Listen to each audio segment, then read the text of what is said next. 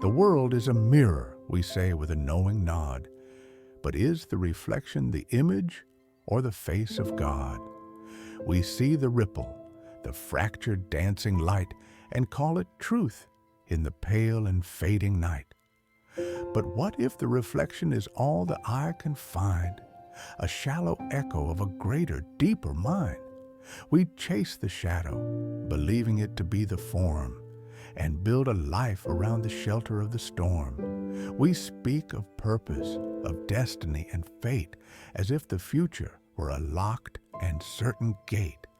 But what if the gate is simply where we choose to stand, the map we drew with our own trembling hand? And so we wander in this shimmering, strange design, believing that the truth is what we see as mine. But the mirror holds no substance, only glass, and the real is what the shadow lets us pass. Hello, everyone. Have you ever felt like you were living a life that wasn't entirely your own? Like you were following a script or a map someone else drew? We often do this without even realizing it. We chase careers, relationships, and goals because they seem right, because they're what society tells us to chase. But what if all of that is just a reflection? I want to share a poem I wrote that gets to the heart of this question.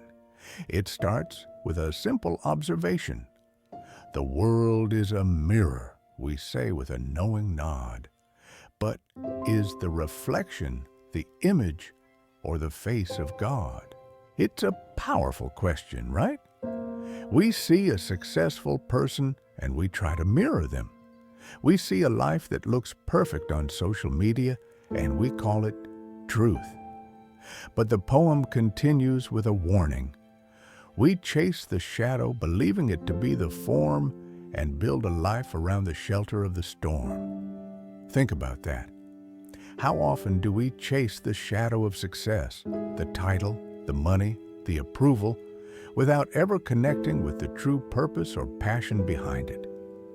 We're so busy chasing reflections that we forget to look at the substance. We build a life that looks good from the outside, but inside it feels empty. But here's the motivational purpose of this poem. It's not meant to be a sad realization, it's an awakening. Because if our reality is just a shadow, that means we have the power to create a new one. The poem asks another crucial question.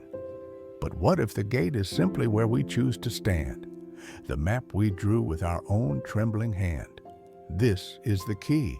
The poem is telling us to stop following a map drawn by someone else. It's challenging us to see that the path to a fulfilling life isn't a single, predetermined road. It's a road we forge with every choice we make.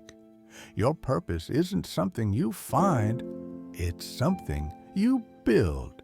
Are you on a path because it's your passion or because it's a reflection of what you think you should be doing? Are you at that metaphorical gate because it's what you truly want or because it's where you've been told to stand? The final lines of the poem hold the ultimate truth, and the real is what the shadow lets us pass. This isn't about being lost, it's about being found. It's about having the courage to look at the shadows you've been chasing and realizing that your true, authentic purpose is waiting on the other side. So, take a moment today. Look at the life you're building. Is it a reflection, or is it truly your own? Don't be afraid to step through the shadow and start building your own light. Your reality is waiting for you to create it.